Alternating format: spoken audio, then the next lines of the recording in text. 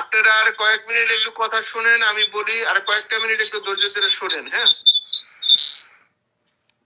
কারণ এখানে সম্রাট ভাই আছেন, তারা ক্ষতিগ্রস্ত মানুষ, তারা যে কোনো ভাবে সব জায়গায় আমাদের ডাকা, আমাদের সব টিম রেডি আছে। আমাদের 70 থেকে 80% আমাদের টিম যারা আছে সবাই আছে। আমরা মূল ব্যক্তির এবং আমাদের নীতি নির্ধারক যারা আছে তাদের পারমিশনের মধ্যে থেকে আমরা একটা শৃঙ্খলার মধ্যে থেকে আমাদের রাজধানীতে আমরা থাকতে চাই। আমাদের কথা স্পষ্ট, যে রাজধানীতে আমাদের মানুষ শান্তিপূর্ণভাবে দিনে ঘুরতে পারবে না, চলতে পারবে না, সেই রাজধানীর মানুষ রাতে ঘুমাতে পারবে না। আমাদের চূড়ান্ত ডিসিশন, যেই রাজধানীতে আমরা দিনে থাকতে পারবো না, সেই রাজধানীর মানুষের ঘুম আল্লাহ দিবে না। আমরা সেইভাবে আমাদের তৈরি করে নিছি। আমাদের ডিসিশন, আমাদের মূল ব্যক্তি, আমাদের নেত্রী যেভাবে এখানে সাজেশন করবে, আমরা পরামর্শ কর্মে আমাদের যেখানে যার সাথে আলোচনা দরকার সেইটা করব।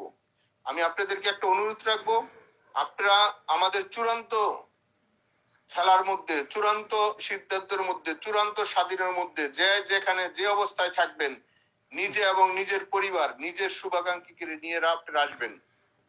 যদি বাইচা থাকি তাহলে সবাই বাঁচি। আমি আবার বলছি, বাঁচতে সবাই বাঁচতে চাই, মরলে সবাই মরি। কারণ মরতে হবে ভাই, 70 বছর আর 100 বছর আর 50 বছর আর 40 বছরে মৃত্যু আমাদের নির্ধারিত আছে। কিন্তু কুলাঙ্গার অসভ্যদের কাছে যেন আমরা যার না মারা যাই, আমরা যেন আর না মারা যাই, আমাদের ঐতিহ্য, আমাদের ইতিহাসে যেন যেন আর থুতু না পড়ে। কারণ এখানে বলার ভাষা আজকে আমাদের নাই। সেজন্য আমাদের যারা ত্যাগী লোক, আমাদের যারা পরিশ্রমী লোক, আমাদের যারা আদর্শ লোক, তাদেরকে সামনে দেন। পথ দেখেন না। যারা আদর্শ লোক, যারা দলের জন্য নিবেদিত, যারা দলকে ক্ষতিগ্রস্ত করে নাই, দলেরকে ভালোবাসছে, দলের জন্য জীবন দিচ্ছে সামনে আইসা, সেই সব মানুষকে আর আপনারা তিরস্কার করেন না। পদ বড় না, ব্যক্তিত্ব বড়, আদর্শ বড়। সেই আদর্শের জায়গাটা যেন আমরা একসাথে আসি।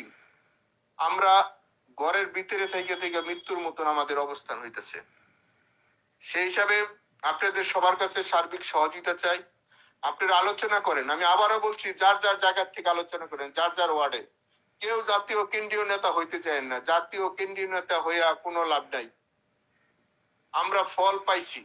সেই হিসেবে আমাদের মনে হয় আমাদের নেত্রী এখন এই মাঠ পর্যায়ের কর্মীরা খুঁজছে। কেন খুঁজছে? তাহলে আপনারা বুঝবেন আমাদের মধ্যে কি হয়েছে। সেই হিসাবে আমার মনে হয়, কারণ এই ৭৭ বছরের দল, এই জীবনে আপনারা আমরা কেউ দেখি না। আদার